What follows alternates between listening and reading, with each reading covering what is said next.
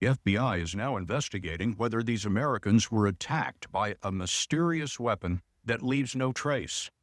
So for anybody that's following this, you have Havana Syndrome, which is the coin term that the media brought out. And then you have the government's term, which is anomalous health incident. If the currently existing human rights are not sufficient, they emerge from a time prior to our technological age, and they assume that no one can penetrate your mind. If you can stimulate it in a controlled pattern, you can get it to send a signal to the brain processes it, and that's when sound appears. Our freedom of thought, access, and control over our own brains, and our mental privacy will be threatened. There is intelligence, scientific, and medical evidence that substantiates the existence of AHIs, and that evidence can be specifically identified in the proper classified set. China is working on this, and everybody is moving at their own pace. So at some point, somebody, for whatever reason, used it on our diplomats. I was sitting next to Robin, and something I felt like hit me from the left side. And at first it felt like an electric shock. So is this a modern MK Ultra?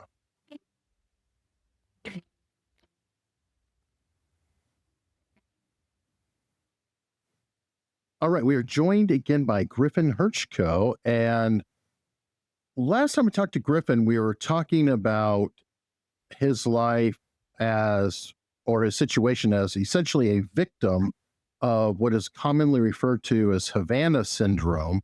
But there's a lot more details involved. It's kind of a confusing situation, but over this time period between last time I spoke to Griffen and now, he's come to a lot more conclusions on what exactly is happening with him.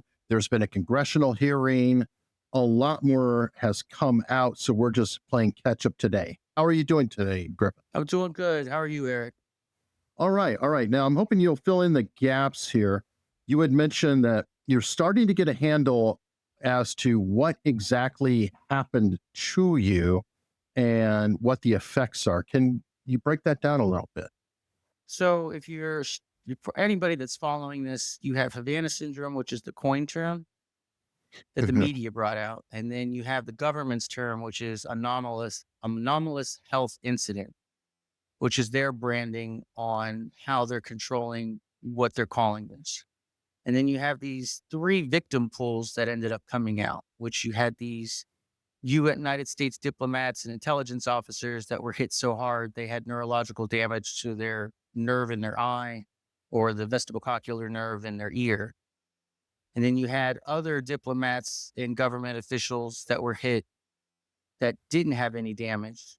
They still had all the symptoms related to hearing and vision and then touch. And then you have the civilians that are also experiencing the same problem, which I'm in that boat.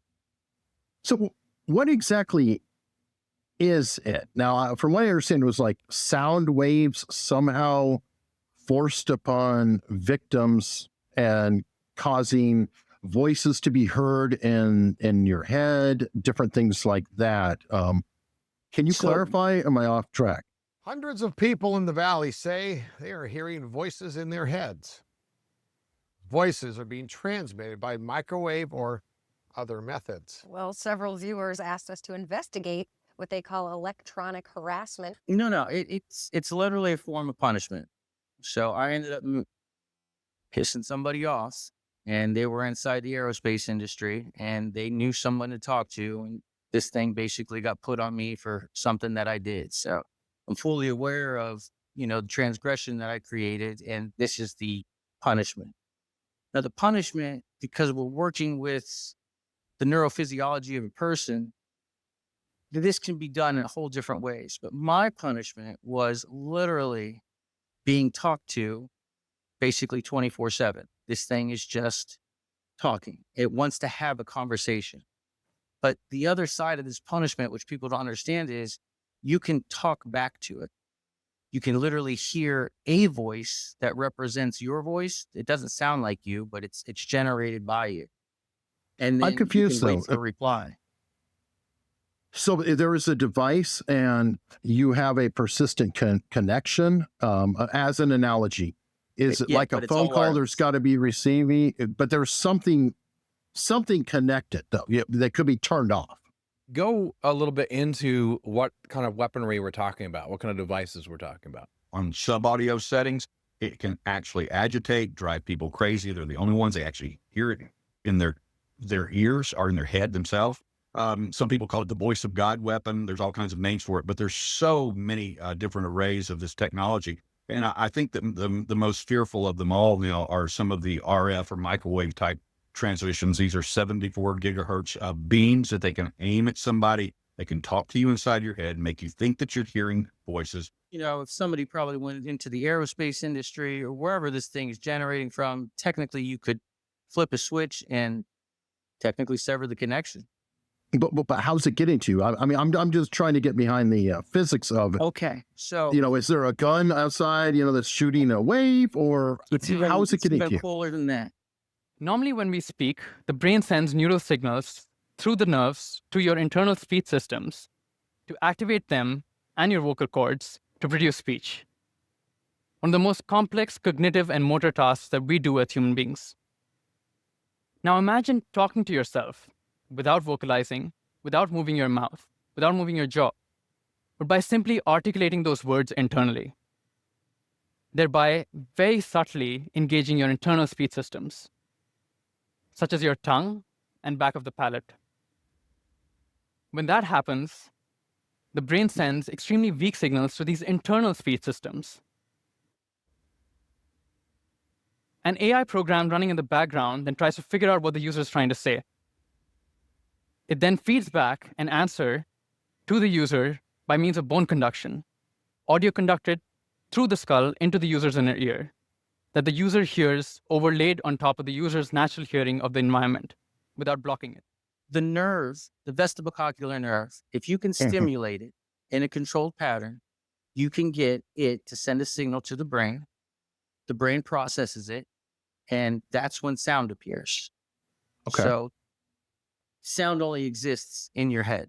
But we found out a long time ago in the 60s that you can fire a radio wave out at a certain frequency, certain amplitude, and you can actually stimulate one sensory system of the body. So Frey figured this out in like the 60s. And then by the 70s, the military, the army had figured out how to control that radio wave to a point where they can actually produce mono and polysyllabic sounds. So it's basically just like irritating the vestibulocochlear nerves. Like a cochlear implant that they give to deaf people, right? Literally the exact same. Believe it or not, they were talking through radio waves the same year that the cochlear implant came out. But you have to think the cochlear implant does one thing, takes a sound pressure wave and converts it into an electrical signal. And that signal stimulates the nerve to produce the sound. So the cochlear implant is the plug-in version of what they invented. They both came out in the same year, basically. My best way to put it is that when electricity first came out, it was very hard for a lot of people to understand what Nikola Tesla was getting at. But everyone was using it before they even understood it. And this is just where we are right now. It's just a new technology. It's a new conversation. People don't have to understand it yet. They just have to realize it's real. And I think this is a weapon of war that we are seeing happen to everyone around us. The Department of Defense recently started initiating protocols for their employees, their agents, to discuss Havana Syndrome-like symptoms. And on that list is that their agents are hearing voices in their head. And this is what they're getting at. This is that technology. Okay. I guess my confusion then is that if this is persisting now, how is it being delivered? Again, you have a cochlear implant. Yeah, it's literally implanted. It's there. How does this persist? How do you keep receiving the signal? So either we're looking at it where they actually have it to a point where you can put a beam on somebody and it just follows them around, or in the same exact manner that a tuning fork will sing to a certain frequency, I have my own, whatever my individual vestibulocochlear is set to, they can dial into that. That's something that someone's going to eventually figure out inside when this all busts. But that's still classified. They're still holding on to exactly how they're putting it in. But we know that it simply just comes in and affects the nervous system. So with the damage that was done to the diplomats, the overstimulation of the vestibulocochlear nerve caused it to become damaged. This is what they got into that immaculate cushion. It was like, Okay, is that what causes the tuning? So the damage causes it to be receptive to a certain frequency, well, and let's then just that way, say I overstimulate a nerve, right? I get it to work too hard, Mhm. it dies. Okay. It just overstimulates it. Same way with, one of the officers, few of them, they're blind in one eye. So the eyeball works, the brain works, but the signal moving from the back of the eye to the brain, it doesn't run anymore. What have the doctors told you? It's not the eye, it's the wiring. What do you mean? That the eye function as itself is completely correct and appropriate. It's the signal that comes out the back of the eye into the brain is where the problems are, and no one really knows how to fix that. What we found was, we thought, clear evidence of an injury to the auditory and vestibular system of the brain. So Okay. those people were damaged by a wave that just literally banged on that one part of their body until it just gave out. And this is where like Time started reporting, oh, they can target certain sections of your brain, really actually targeting the major nerve networks. So and the two biggest ones are your occipital and your vestibulocochlear. Okay, well, where I'm going with it is that if a signal is being sent to you, right, and you're in a room with other people, why are only you receiving it and not them? And then how do they, are all of us tuned exactly differently, and they know how to figure out what tuning you are, so you're picking up your own radio signal, or do they cause you to be tuned to pick up said signal in an initial blast? Well, they talk about this in two different ways, and this is where I don't know for sure. But they can either literally just punch a beam so it's on you, and they can just keep it on. We're talking like a beam, bam, and it's just doing its thing. Or they just put the signal out, and I'm the only one reacting to it. So when you think of a tuning fork at like 400 hertz, if you strike another 400 hertz, and there's another tuning fork at the same, they both sing. But the problem with tuning forks is that those are very linear objects. You need a non-linear object to sing in order to produce the full spectrum of sound that you would want to produce. So this is where we get into how the nervous system. But yes, you can actually selectively target certain frequencies and send them out, and literally in a football stadium, 132,000 people won't be affected. But if you're the one that's at that frequency, you will be affected. So it's like a dog. And I'm not trying to be rude, but it's kind of like the dog hears certain frequencies that we can't hear. You got it. But they're tiling into even a smaller part. Like it's not even hearing anymore. They're using an electromagnetic wave to stimulate and cause the actual nerve system to react to it. Okay, and this is still ongoing with you. Right. So it never ended. I still have to deal with it. But the thing is, how is it that when I want to talk back, it supplies the audio for what I want to say, and then all I have to do is wait for it to reply back? And this is kind of the torture. This is the way that you could punish somebody, because anybody that comes out and tries to talk about this, it's immediately, boom, you got schizophrenia. Boom, it's a mental health issue. But it really doesn't align with anything, because there's a whole bunch of weird things that this system can't do. Like, for instance, I can say anything I want in the system without using my, mouth, and I can hear it, but I can't say nonsensical words. So if I tried to say something like hippopotamus, it won't say hippopotamus. It still kicks out hippopotamus.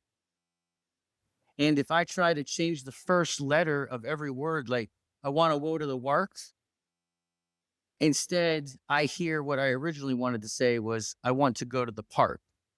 It can't make any of those changes.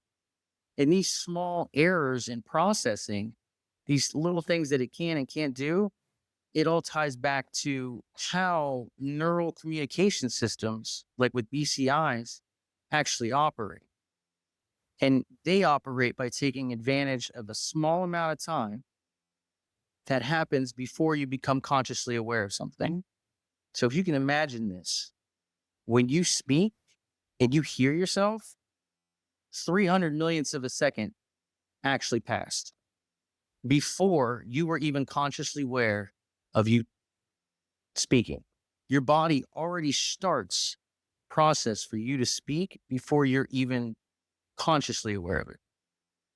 And then you have to wait 300 millionths of a second for that signal to go from the brain down the brainstem, get this fired up, shoot out a sound pressure wave. That goes back to your cochlear, gets turned back into an electrical signal, goes back up to the brain, gets processed, and that's when you hear yourself speak. Now, to us, that is, we don't perceive any of that. Everything to us happens in real time. But to things moving at the speed of light or electromagnetic radiation, 300 millionths of a second is a long time in today's processing. Even back in the 80s and 90s, it's a long time for processing. You can actually get a radio wave to go almost 2,000 miles in the time it takes for that signal to make that loop. So you can literally read a signal on the way down, and from that, you can determine what the output's going to be, and then you can return the output to the victim so that they can hear the words that they're saying. But it's still... How are they picking it up, though? So when it comes to electromagnetic waves, when they strike the body, 6 things happen. But the 3 important things that happen are if the wave is modulated correctly, as soon as the wave hits the body, if there's an electromagnetic signal, which we're full of them, Sure, we modulate the wave. So whatever's coming in, our body changes. Okay, I guess my question is, and I must not be getting through on it, but like if you stand in a Faraday cage, is it silent? I wish. See, you see what I'm saying? There's something that's delivering. How? I would love to get in a Faraday cage, but if for the last 3 years, I cannot get access to a Faraday cage. Could you build one? I don't have the technical expertise to even try and go down that path. And to be honest, the Faraday cage only works to certain frequencies. So you can build like a microwave, has a Faraday cage to protect the microwaves that are coming out of it. But that's all designed to trap that frequency. So a radio wave or other waves at different parts of the spectrum can still penetrate or move through the microwave. Okay, so let me go a little further. I mean, it seems like there would be a way, it has to follow you around everywhere, and you have to have radio waves pick up. Like, have you ever gone to visit a cave? I'm just curious. I mean, I've gone, all right, so the into a cave to see if it underwater. I have done elevator shafts, and I've gone underground up to 122 feet. We're talking like bedrock. No radio. The radio cuts and cell phone didn't work. This thing still works. So that would imply that there's something you're carrying with you, or that's doing. I'm trying to figure out how this actually can be delivered. You can punch signals through deeper depths if you got enough power, or if you're using a lower frequency. You know, if you get down into ELF, Mhm. I mean, ELF goes through anything like Swiss cheese. It really does. I mean, that's how they're talking to Navy ships that are, 1,000 meters underwater. That's how they're Right. able to penetrate mountains. You just use a bigger wave that isn't going to be blocked. And all they're worried about is how my body modulates the signal, because they got to put it in, have my body modulate it, and then they pick that signal up. So if you can imagine, the same time I'm spraying you with a flashlight to get your body to modulate, I also have another thing on you that's collecting anything that comes off of you. Okay, 'Cause that's the I guess other thing my their bodies do is they enhance signals. We're fair like enough. little antennas. Uh, the other big question is why you? The expense involved and everything here. I understand that if you piss somebody off and they're getting you back, but this has been going on now for years, from what I understand. And Correct. and the I at believe you. what expense would this be to keep this going? It just seems a little I don't think there over the top. is the expense to it. See, I think what ended up happening is they ended up building a communication and surveillance system that it's nationwide. It's already up. Tax dollars or not, they already put this thing up. And the problem is right now is that there's no accountability for it and there's no transparency for it. And because of the way that it operates, it's pretty much violating all the constitutional laws there are on privacy and autonomy and all the things that we come to expect as an American. And nobody's really going to come out of the box and say, oh, yeah, by the way, we built this thing. So this is where it ties into Havana Syndrome. When Havana Syndrome happened, something took place where a lot of people got hurt and no one could ignore what was going on anymore. So what was happening to some of the civilians that were being punished on the side, it started to merge. Because I have the visual problems and I have the auditory problems, same way that the United States diplomats did. Just they got hit harder because they're military targets. I'm just getting, payback for what I did. So yeah. is it our tech? Whose tech? No, Because Havana makes me think it's Cubans. Given the many years our government has been experimenting with developing directed energy weapons, why would anyone not believe our adversaries are engaged in the same efforts? The guy that introduced it, like what I did to get introduced to this and how I fell into it, I mean, there is no question in my mind. This isn't the Russians. He didn't call the Russians to have this happen to me. He called somebody on our side that, this is what they do. They were around this, whether it be a politician or, somebody in the military that just is like doing a friend a favor.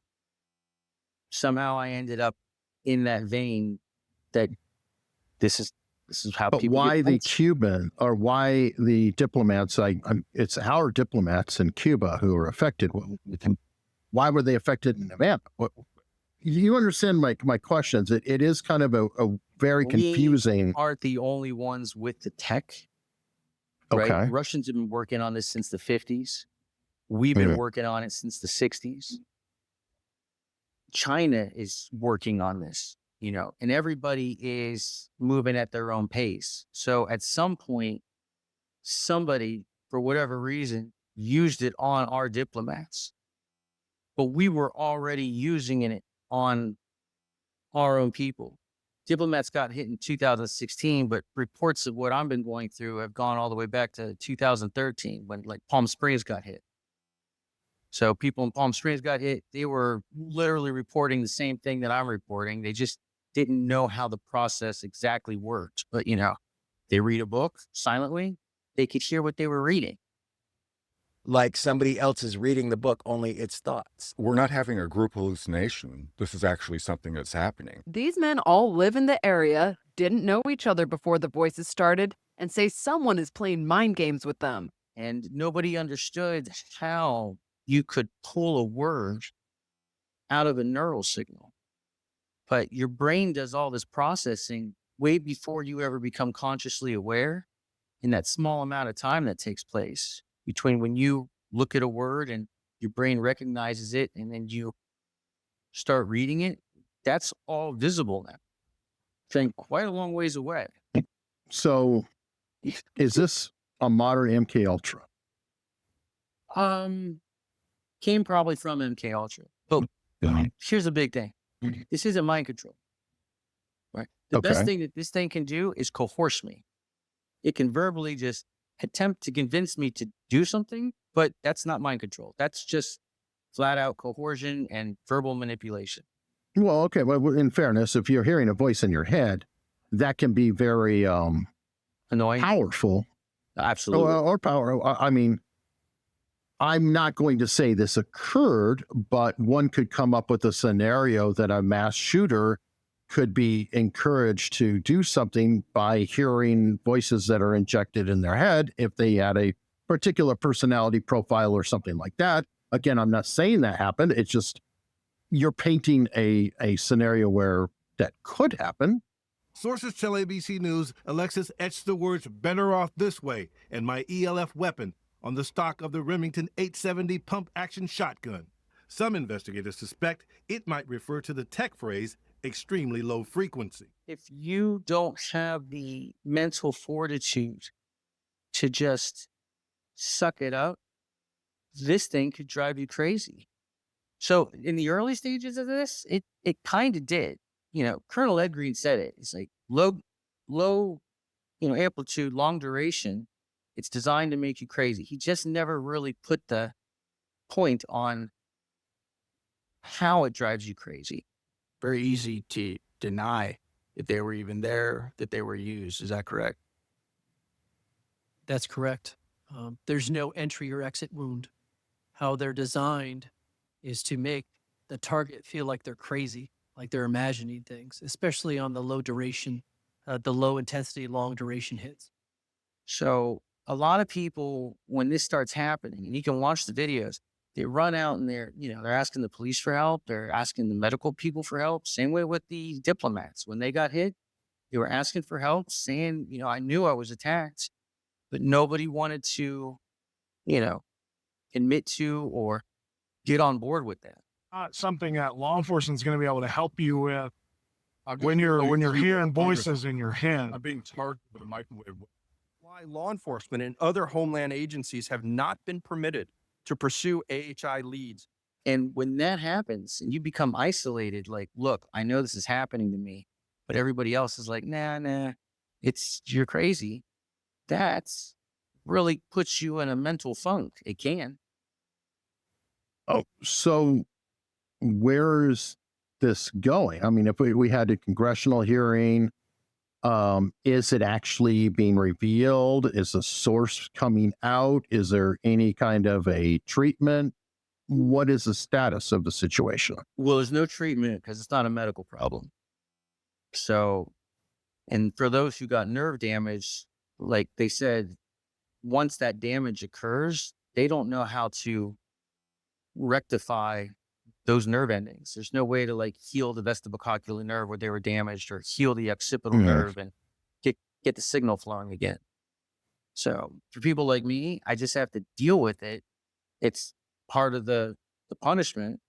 But as the people, the communities, just everybody starts to slowly move towards understanding how this technology works.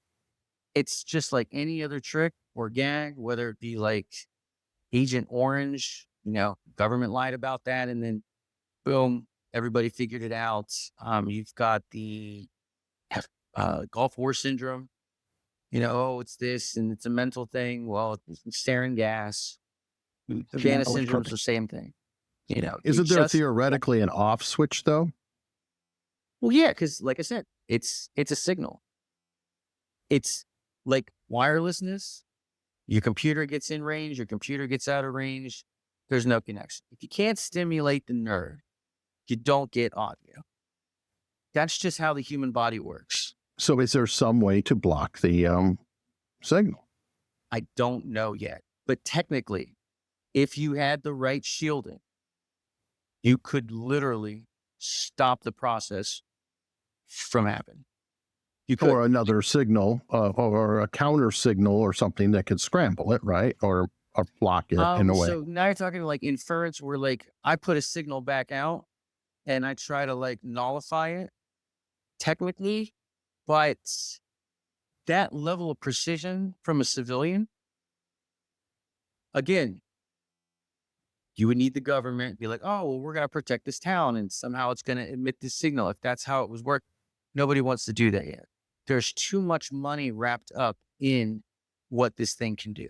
Because when you think about it, I can walk into a room and read a book silently, and I'm literally transmitting what I'm reading.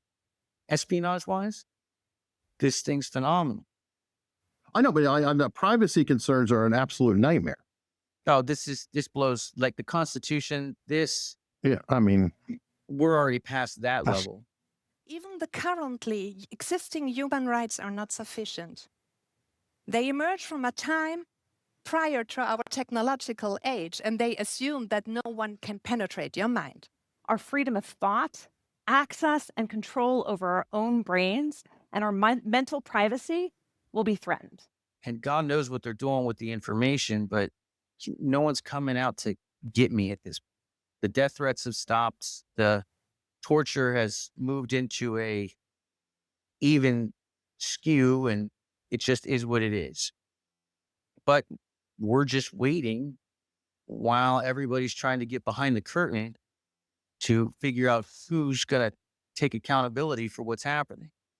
All right. So what was the congressional conclusion? I mean, there's hearings. I mean, was it just a dog and pony show, or was there something that actually? It takes a lot of time, but Zaid got up there with Ed Green and Grosef, and they basically brought to Homeland Security's attention that, look, everything that we're looking at, the intelligence agencies, they spun up a lot of BS that we have so much evidence for that counters it.